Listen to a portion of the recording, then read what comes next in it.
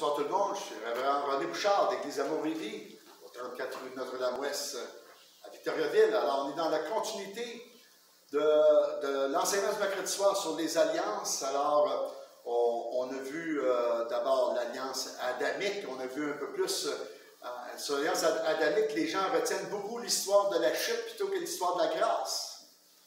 Parce que Dieu a couvert leur péché, ils auraient dû mourir physiquement après la chute et Dieu les a jetés en dehors de l'Éden, mais Dieu leur a fait grâce parce qu'il ne les a pas foudroyés sur place, parce qu'il avait dit à Adam, le jour où tu mangeras le fruit défendu, tu mourras.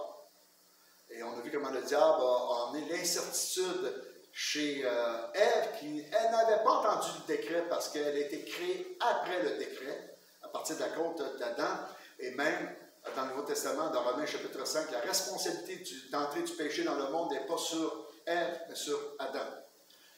Et la semaine passée, ce que nous avons vu, ça a rapport avec, bien sûr, l'alliance abrahamique, celle d'Abraham. On a vu qu'à 75 ans, Dieu l'a appelé à quitter Charan pour aller visiter la terre promise et de quitter le paganisme pour commencer à suivre un Dieu qui lui était d'abord inconnu, parce que Dieu se révèle à lui. Donc, s'il se révèle, c'est parce qu'Abraham, à ce moment-là, ne le connaissait pas. Et Dieu commence à rentrer en relation avec lui. Et comme je disais la semaine passée, c'est 430 ans plus tard, lorsque Moïse va écrire l'histoire, il va introduire les noms de Dieu dans le texte. Abraham ne connaissait pas ce Dieu.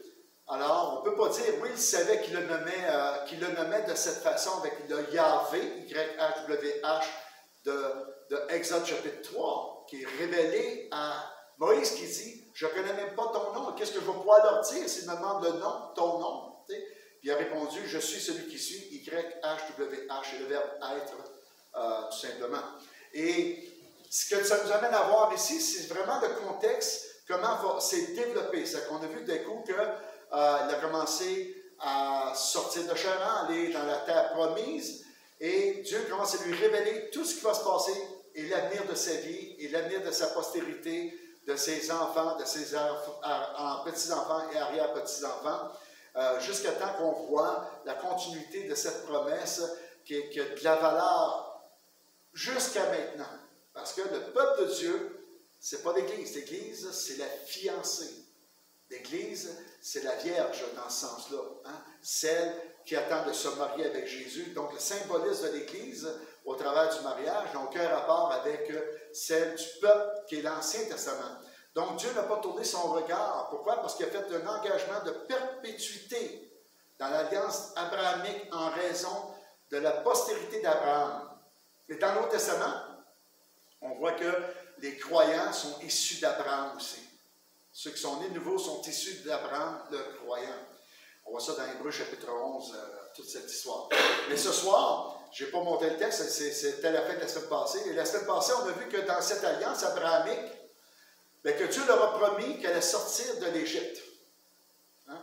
Dieu dit, il a dit la semaine passée dans le texte, c'est Abraham, dans un songe, il a dit, vous allez être persécutés pendant 400 ans. Okay? Mais je vais vous faire sortir avec une grande victoire. Vous allez sortir avec des richesses de l'Égypte. Et on sait que ce rêve parle de l'Égypte. 400 ans plus tard, qu'est-ce qui arrive? Il arrive l'histoire de Moïse. Et dans l'histoire de Moïse, il arrive quoi? Des 10 plaies. À la 10e plaie, ben, il se passe quelque chose d'extraordinaire par rapport à l'alliance que Dieu a faite. Okay? Alors, c'est ça que nous allons voir ce soir, qu'est-ce qui s'est passé. Donc, l'accomplissement de la prophétie de l'Alliance. Exode 11, 1 à 4. L'Éternel dit à Moïse, je ferai venir encore une plaie sur Pharaon et sur l'Égypte. Après cela, il vous laissera partir d'ici. Lorsqu'il vous laissera tout à fait aller, il vous chassera même d'ici. Parle au peuple pour que chacun demande à son voisin et chacun à sa voisine des vases d'argent et des vases d'or. Comment ont-ils pu créer la tente d'assignation avec l'or et l'argent qui étaient là? C'était des bergers et des esclaves. Dieu, 400 ans auparavant, va dire à Abraham, ta postérité, dans 400 ans, va être asservie, je vais les libérer, puis ils vont sortir de l'Égypte avec des grandes richesses. Alors, Dieu est après parler ici, on est 400 ans. Et l'Éternel, verset 3, fit trouver grâce au peuple aux yeux des Égyptiens. Moïse lui-même était très considéré dans le pays de l'Égypte, aux yeux des serviteurs de Pharaon et aux yeux du peuple. Wow! Ça, là, je n'avais même pas marqué ce verset-là avant de le lire en public. Tellement qu'on a l'habitude de lire. C'est que Moïse, il avait comme une reconnaissance supérieure à celle de Pharaon en Égypte par rapport à ce qu'il faisait. Puis il semblait avoir une belle confiance parce que les gens du peuple l'ont considéré. Moïse dit, ainsi parle l'Éternel de Sercar, vers le milieu de la nuit, je passerai au travers de l'Égypte. On sait ce qui s'est passé, c'est la 10e plaie. Exode chapitre 12, verset 35 à 36. Ici, c'est l'accomplissement de la promesse d'Abraham. On est encore dans l'alliance abrahamique de son songe qu'on a vu la semaine passée, d'accord? Qu'est-ce qui va se passer dans ta postérité dans 400 ans? Alors, Exode chapitre 12, verset 35 à 36, les enfants d'Israël firent ce que Moïse avait dit. Ils demandèrent aux Égyptiens des vases d'argent, des vases d'or et des vêtements. L'Éternel fit trouver grâce au peuple aux yeux des Égyptiens qui se rendirent à leur demande et dépouillèrent les Égyptiens. Ils ont dépouillé. Wow! Ça, c'est l'accomplissement du songe. Donc, ce qu'on voit, c'est que dans la perpétuité de l'engagement de l'Alliance, malgré tout ce qui a pu se faire pendant ces années-là, pendant les 400 ans, Dieu n'a pas failli à son alliance. Et pourquoi parle-t-on des alliances? Dans la leçon des mercredis soirs, c'est pour voir que Dieu, lorsqu'il fait une alliance, il ne faillit jamais à son alliance parce qu'il n'est pas pour un homme, pour mentir comme un homme. C'est nous qui va faillir dans l'alliance. C'est nous qui va s'éloigner de l'alliance. C'est nous qui allons abandonner les alliances que Dieu a faites avec nous. Démas m'a abandonné pour ce temps-ci, pour le monde d'aujourd'hui. Et ça, c'est Paul qui parle de Démas. Pourtant, il va dire ailleurs que Démas, c'est un fidèle ministre. C'est quelqu'un qui fait bien le travail pour le Seigneur. Mais Démas a été séduit et a abandonné le Seigneur. Moi, je suis convaincu que s'il n'a pas blasphémé contre le Saint-Esprit, il peut toujours venir à la maison, comprenez? Mais il a abandonné, il s'est déchu lui-même de la grâce. Pourquoi? Parce que Dieu ne nous garde pas attachés après lui par des chaînes. Lui, il ne faillit pas son engagement, mais nous pouvons le faire.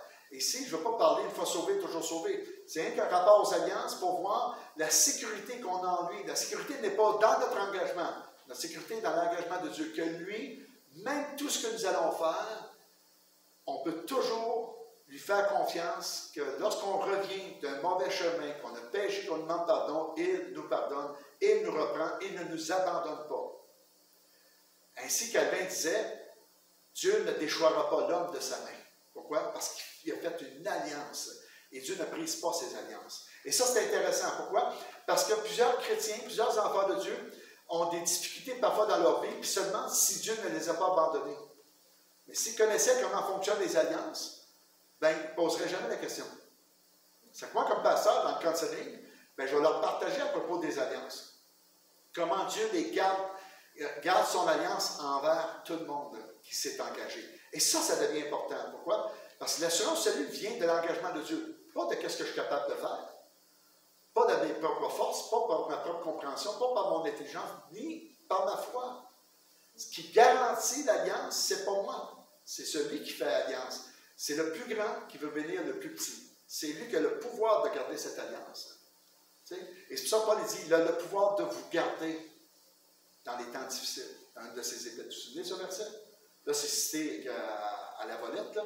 Mais rappelons-nous, il a le pouvoir de garder le dépôt qu'il a mis en nous.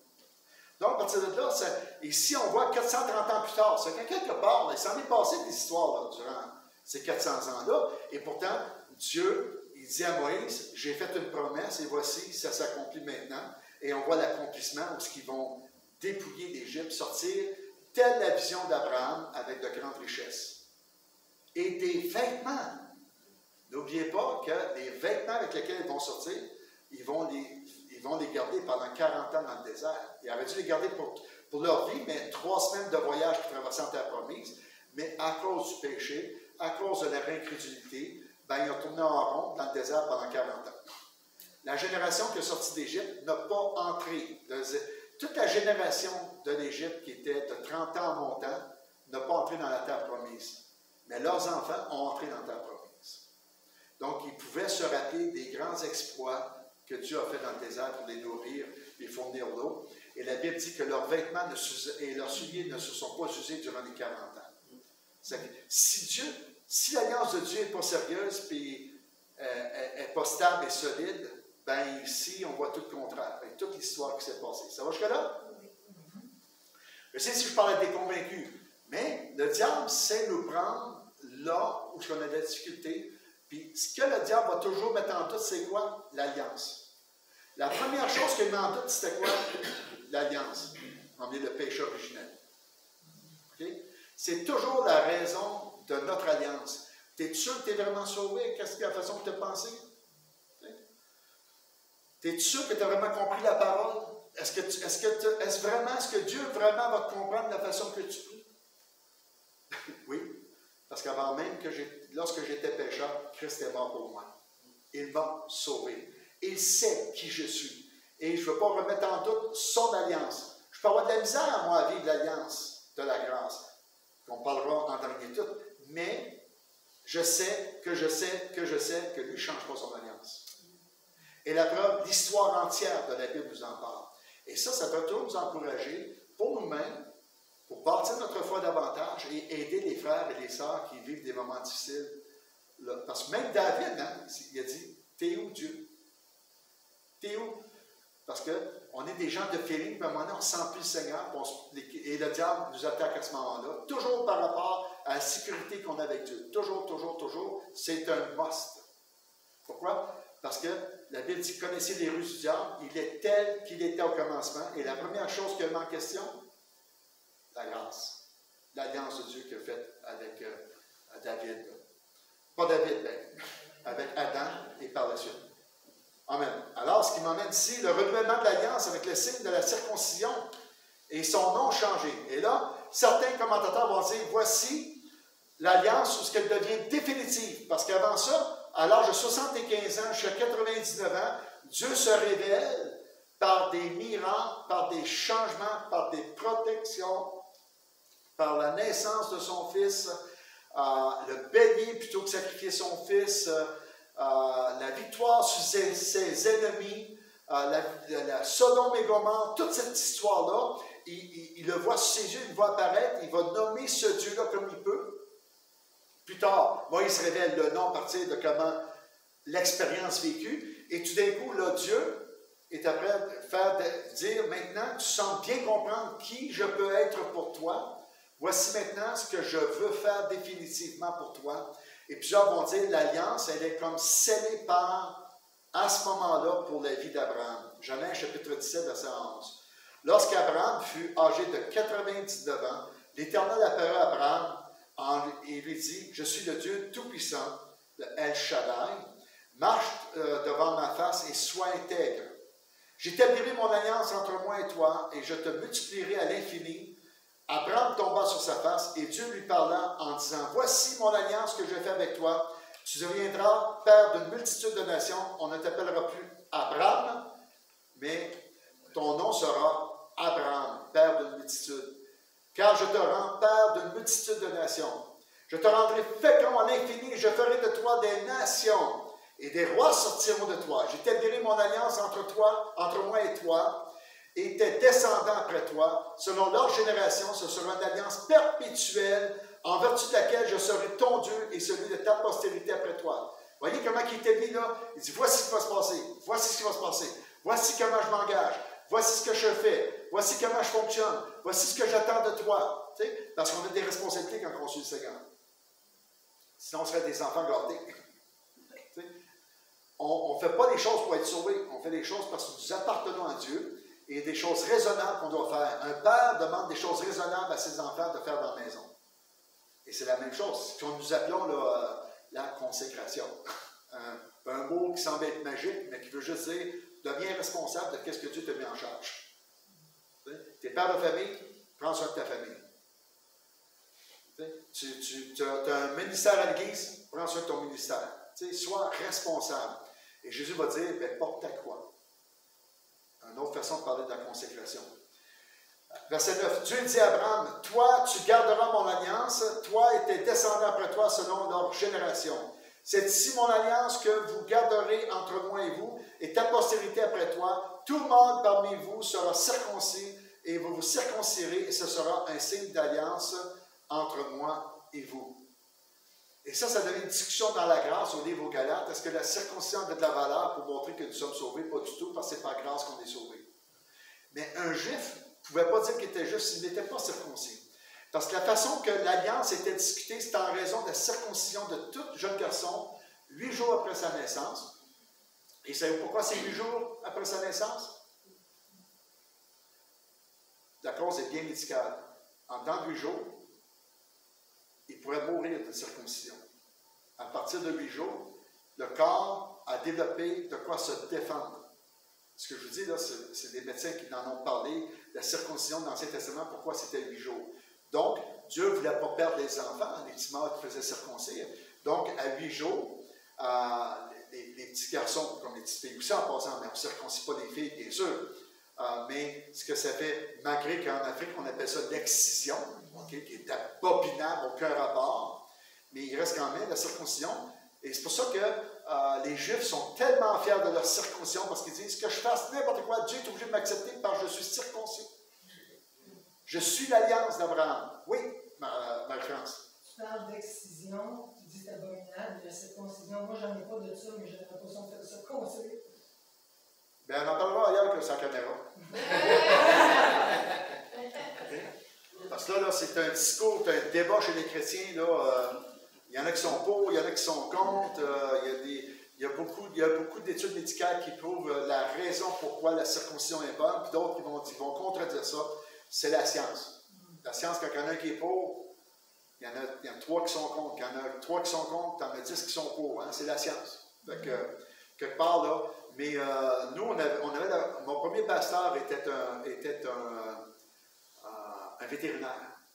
C'est qu'il a tout étudié la chose, puis c'est lui qui nous parlait de ça du 8 jours, etc. Et toute l'incidence de circoncision par rapport à la vie de famille. Et ça pourrait être un sujet d'un mercredi soir cet été, juste quelle serait la valeur encore aujourd'hui de la circoncision, oui ou pas. Bon. Mais ici, les autres sont fiers de ça, hein, c'est la circoncision. Mais pourquoi ils sont fiers? Parce que ça vient de l'Alliance. Qu'est-ce qui a perpétué la pensée de l'Alliance? C'était la circoncision de chaque garçon de 8 ans, de 8 jours. Okay? Et ça perpétuait cette alliance. Pourquoi? Parce qu'ils enseignaient. Ils disaient, voici, tu as été circoncis à 8 jours parce que Dieu nous a demandé, comme notre ancêtre Abraham, Isaac et Jacob, les patriarches de l'Alliance, ben, ça fait qu'on est vraiment le peuple juif, le peuple de cet Ancien Testament, le peuple du Pentateuque, le peuple de l'Exode, le peuple de cette portion d'histoire qui sont tellement attachés à cette histoire. Ils ont raison aussi. Pourquoi? Parce que Dieu a parlé comme ça. Alors, moi je la garde, mais je vous demande aussi de la garder, mais dans quelque chose de physique pour vous rappeler. Pourquoi? Pourquoi Dieu nous demande-t-il de faire des choses physiques pour se rappeler, pensez-vous? Parce que la réponse est aussi bête que ça, parce qu'on l'oublierait. Mon alliance me rappelle que j'ai mon épouse qui m'attend à la maison. Ça fait que notre frère n'a plus son alliance, il n'y a plus de femme à soir qui fait dire. Non. Non, mais parce qu'il était mécanicien puis ça créait des problèmes, il a enlevé l'alliance. Il y a des métiers qui demandent à faire ça. Mais il reste que l'alliance, démontre que j'ai entré en alliance avec mon épouse Francine, qui est dans cette alliance, ben, elle s'attend que j'entre à la maison tous les soirs. Si je ne rentre pas, j'ai des raisons. Mais elle a le droit de me demander les raisons pour lesquelles je ne rentre pas. Okay? Parce qu'on a fait une alliance. C'est vrai pour elle, c'est vrai pour moi. Les gens disent, hey, c'est contraignant. Pas du tout. Quand tu fais l'alliance, il y a des ententes dans cette alliance. Et quand on se marie, on a une entente. C'est qu'on rentre à la maison tous les soirs, et si on ne rentre pas, on a de bonnes raisons pour entrer.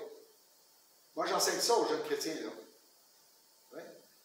Si c'est pas un plus tard, appelle ton épouse ou ton époux. C'est pas qu'ils s'inquiètent. Oui, Marie-France. Ben, en toi et moi, te rappeler, je te donne une alliance, une circoncision. Je donne un exemple ailleurs, là. Alors, l'alliance, là, on l'a vu, hein, il dit, je vais donner ça à ta génération, hein, le père de multitude de nations, tu vas devenir grand, il va y avoir plusieurs nations, il va y avoir des rois qui vont sortir de toi. Des rois, géniveau. Déjà là, Dieu a dit à Abraham qu'il va y avoir des rois en Israël un jour. Spécial, là. C'est pour ça que Samuel, là, Dieu il a dit, là, arrête de t'en faire, ils ne sont pas contre toi, ils sont contre moi. Parce que Samuel a pris ça personnel quand le peuple lui a demandé un roi. Alors, la bénédiction sur la postérité d'Abraham. Ici, on va voir dans l'histoire par la suite comment on peut voir et vérifier que l'alliance a perduré. En Genèse 17, verset 19 à 23, Dieu dit, « Certainement, Sarah, ta femme, t'enfantera un fils, et tu l'appelleras du nom d'Isaac. J'établirai mon alliance avec lui, comme une alliance perpétuelle pour sa postérité après lui. » Donc Dieu dit, j'ai fait l'alliance avec toi, elle va se transmettre à ton fils et à son fils. Et à perpétuité. Fait que là, tu dis, écoute, on est au début de l'histoire. À l'égard d'Ismaël, je t'ai exaucé, voici, je le bénirai, je le rendrai fécond et je le multiplierai à l'infini. Il engendrera 12 princes. On sait que ce sont les 12 princes pas de l'islam, mais arabes. Les peuples, les 12 principales familles arabes sortent d'Ismaël. Et plus tard, les Arabes, en 530, après à peu près 430 à 530 après Jésus, ben, ils se sont islamisés. L'islam, c'est à 500 ans après Jésus, là. Donc, quand on parle d'Arabes ici, on ne parle pas d'islam, frères et sœurs. On parle des fils d'Ismaël. Parce que pour Abraham, qu'est-ce qui va se passer avec Ismaël? C'est mon fils. Je l'ai circoncis, lui ici. Hein? Alors, qu'est-ce qui va se passer avec lui? Ben, il dit, regarde, je vais le bénir quand même parce que c'est ton fils. Après ça, il va dire, j'établirai mon alliance avec Isaac, que Sarah t'enfantera à cette époque-ci, l'année prochaine. Lorsqu'il a achevé de lui parler, Dieu s'éleva au-dessus d'Abraham. Abraham prit Ismaël, son fils, tous ceux qui étaient nés de sa maison et tous ceux qui avaient acquis à prix d'argent, tous les mâles parmi les gens de la maison d'Abraham, et les circoncis ce même jour. Ouch! Tous les hommes. Il était 75 personnes en tout. Dit qu'il y en a la moitié de 75 là, qui ont été circoncis en le même jour. Ça veut dire que c'est pas eux autres qui s'occupaient des brebis ce journée-là. Et ni du lendemain. Ben oui, puis il n'était pas jeune, là. Ben, il y avait des vieux et il y avait des jeunes. Ben, c'est ça. Il n'y avait pas 8 jours, en tout cas. Tu sais? Alors, on voit ici, il va les circoncire.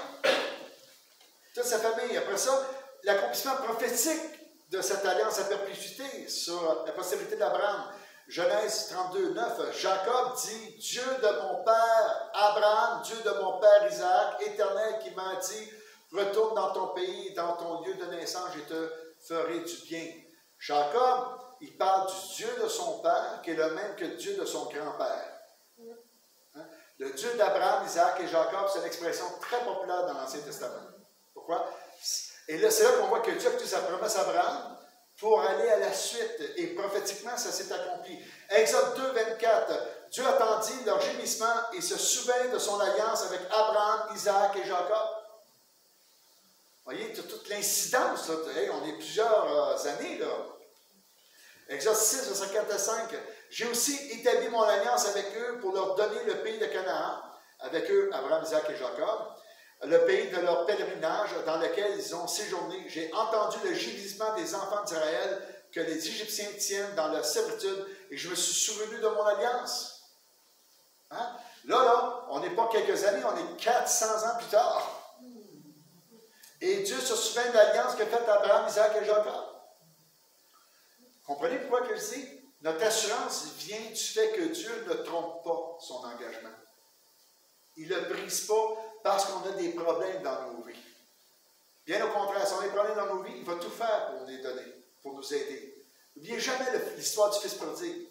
L'histoire du Fils prodigue est une histoire de grâce miraculeuse, incertaine pour la population de l'époque. Si quelqu'un aurait demandé son dû avant que son père meure, ben, il lui était donné, il était chassé, puis il n'existait plus pour ce père-là. Et le père se met à courir dans le milieu du village, que tout le monde voit, pour aller embrasser son fils qui revient. Et le fils dit, je sais que si je retourne, mon père va me reprendre. Parce qu'il sait que son père ne change pas d'avis en raison de ce qu'il a fait. C'est le deuxième fils qui était fâché que le fils prodigue revienne. OK? Mais Dieu est l'exemple du fils prodigue à ce moment-là. Donc, c'est une grande assurance que nous avons. Très grande assurance, frères et sœurs. Et c'est la parole qui nous inculque cette assurance. Ce n'est pas notre intelligence. C'est le Saint-Esprit qui nous montre les versets et qui prend ça en nous. Et lorsque les doutes et les incertitudes viennent, ben, qu'est-ce qu'on voit? On se rappelle de ce qu'on a vu à soir. On les relit et on dit, regarde Seigneur, je sais que toi, tu n'abandonnes pas. Voici pourquoi Abraham, Isaac et Jacob. Et là, répétez-vous ça dans le cœur quand ça vient. Dieu ne change pas d'avis sur moi à cause qu'il n'a pas changé d'avis sur son peuple dans l'Ancien Testament. Il est fidèle perpétuellement lorsqu'il s'engage envers quelqu'un. Ça, c'est extraordinaire, frère et sœur. Même quand je doute, il est fidèle. Même quand je pêche, il est fidèle. Il permet la conséquence du péché parce que c'est un bon père. Puis il veut nous apprendre qu'à un moment donné, qu'on n'a pas écouté sa voix, on y a été quand même. Il dit, tu veux vivre, va vivre. Il a fait ça avec Israël. Et tu veux plus te suivre? Bien, va-t'en. Mais lorsque tu se seras souvenu de moi et que tu te repentiras, je vais te reprendre. On voit ça dans le livre d'Osée. Il n'y a pas changé d'idée. Et ça vient m'interpeller, moi, comme chrétien, mais comme pasteur pour aider les gens. Ça va jusque-là? Y a-t-il des questions? Ça a l'air que je suis clair à soir? Maintenant, là, on s'en va, là, plusieurs milliers d'années après. Étienne qui a fait des miracles après sa conversion, et qui va partager et qui va instruire, imaginez-vous, le Sanhédrin en raison de l'histoire juive. C'est quelque chose, là. C'est pas un prêtre. C'est un homme ordinaire.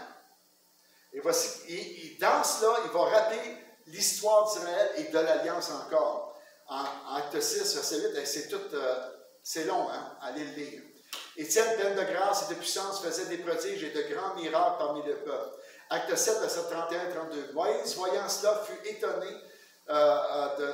Moïse, voyant... Là, il compte l'histoire. Il dit, Moïse, voyant cela, fut étonné de cette apparition, et comme il s'approchait pour examiner la voix du Seigneur, se fit entendre. Je suis le Dieu de tes pères, le Dieu d'Abraham, d'Isaac, de Jacob. Et Moïse, tout tremblant, n'osa regarder.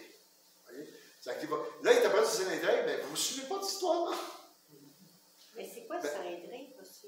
Le Sanhédrin, c'est... Écoute bien, le Sanhédrin, là, c'est le palais de justice. OK? Civil et religieux en Israël. C'est le plus simple à comprendre, ça s'appelle le Sanhédrin. Alors, c'est eux autres qui vont faire le jugement religieux sur le peuple. C'est eux autres qui font aussi légal, civil sur le peuple, et ce sont des prêtres. Mais la plupart de ces prêtres qui sont là ne croient pas du tout à la résurrection, ni aux anges, ni aux démons. Alors, ils ne croient pas là-dedans. C'est quelque chose, tu sais, puis c'est eux autres, là, tu sais, les souverains sacrificateurs font partie du Sanhédrin, là. À quelque part, ils croient dans quoi? Ben, c'est ça, ils croyaient en eux. C'est pour ça qu'ils étaient capables de faire des alliances un petit peu bizarres pour tromper les gens à l'intérieur du temple. Tu vendais ta brebis à l'extérieur du temple, 3 piastres.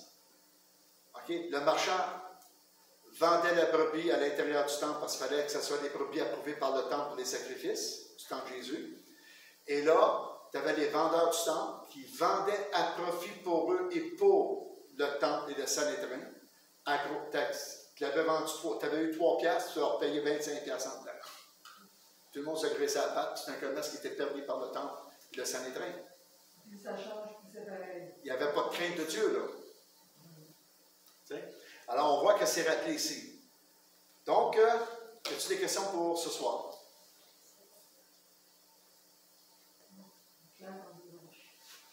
Oui? L'arche de l'Alliance est où là-dedans? Elle n'est pas arrivée encore. Seul Abraham n'est pas arrivé. L'Arche d'Alliance va se construire avec Moïse, dans le désert. Parce que Dieu va là.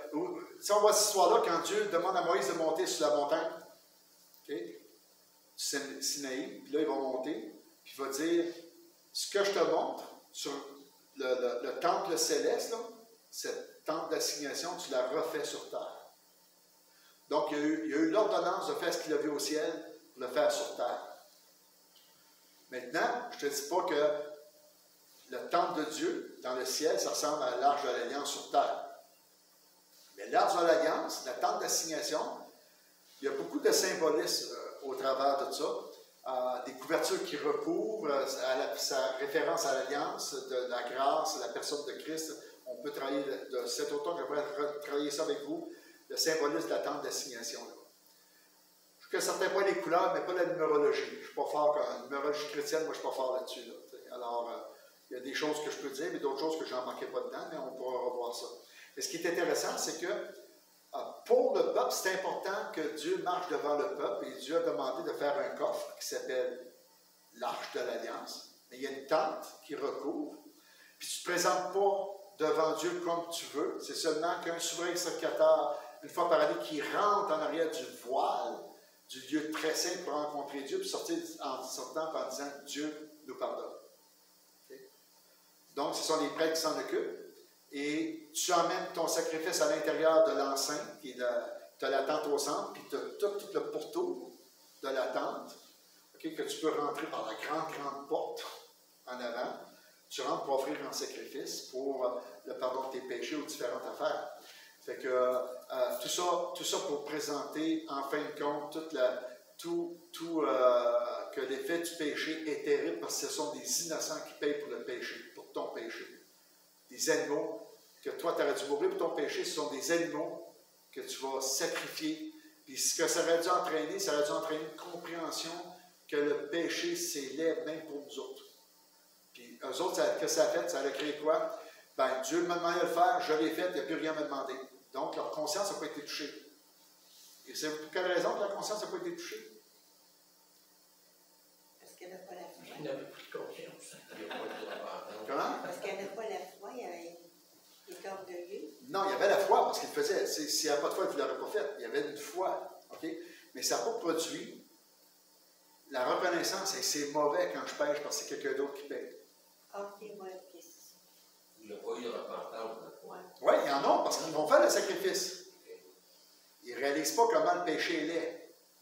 Ils reconnaissent qu'ils ont péché, donc ils font le sacrifice. N'oubliez pas que David dit « Je suis sauvé ». Quand il dit « sauvé », ce n'est pas par la grâce du Nouveau Testament, ça n'existe pas. Il ne connaît même pas Jésus, là. Donc, il a confiance qu'en faisant les sacrifices de la loi, que Dieu lui pardonne. Et c'était la révélation que Dieu pardonnait par les sacrifices de l'Ancien Testament. C'était l'ordonnance de l'Ancien Testament. Donc, pour être pardonné, il faisait des choses. Mais pourquoi ils n'ont pas développé cette conscience que c'est laid le péché? Puis c'est toujours quelqu'un qui n'est pas responsable de notre péché qui paye pour. Ils l'ont fait juste avec leur tête, ils n'ont pas fait avec leur cœur. Non, ils faisaient avec leur cœur. David faisait avec leur cœur, mais David, il ne se rendait pas compte de toute la conséquence. Regarde, il a fait tuer Uri, le mari de Bathsheba, pour couvrir son péché. Ben oui. Mais je veux te dire, ben,